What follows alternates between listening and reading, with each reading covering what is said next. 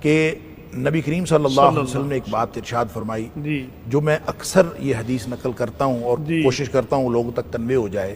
اور شاید نبی پاک صلی اللہ علیہ وسلم کی یہ بات ہی ہمارے دلوں پر اثر کر جائے کہ آپ نے فرمایا کہ میں اپنی امت کے ان لوگوں کو جانتا ہوں،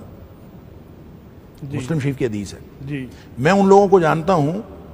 کہ جو اعمال اتنے اچھے لے کے آئیں گے قیامت والے دن کہ وہ پہاڑوں کی طرح، یعنی بہت زیادہ، یعنی پہاڑوں کی چوٹیوں کی طرح، اتنے اونچے اونچے پہاڑوں کی طرح۔ اچھا یہ کہہ کے کہ پہاڑوں جیسے اعمال لے کے آئیں گے، پھر نبی پاک صلی اللہ علیہ وسلم فرمایا کہ فَيَجْعَلُهُ اللَّهُ هَبَاءً مَنْثُورًا، اللہ تعالیٰ ان سارے اعمال کو گرد و غبار بنا کے اڑا دے۔ اللہ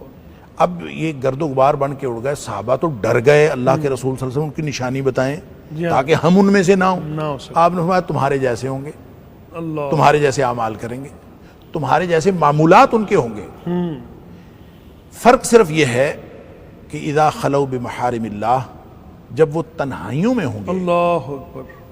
تو انتہکوہا، جب وہ تنہائیوں میں اللہ کی حرمتوں کو پامال کریں گے، جب بھی کبھی ان کا تنہائیوں میں موقع ملے گا تو اللہ کی حرمتوں کو پامال کریں گے۔ تو اصل بے حیائی جو ہے اس سے بچنا ہے تو خلوتیں پاکیزہ کرنی پڑیں گی،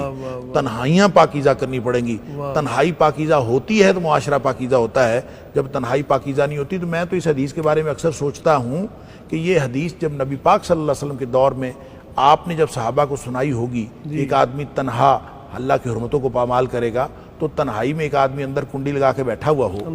تو وہ اس دور میں حرمت پامال ہی کیا کر سکتا ہے؟ اکیلا ہو ایک آدمی اور وہ اپنے کمرے میں بند ہو تو وہ کیسے حرمت پامال کر سکتا ہے؟ قیامت تک کے لیے۔ تو یہ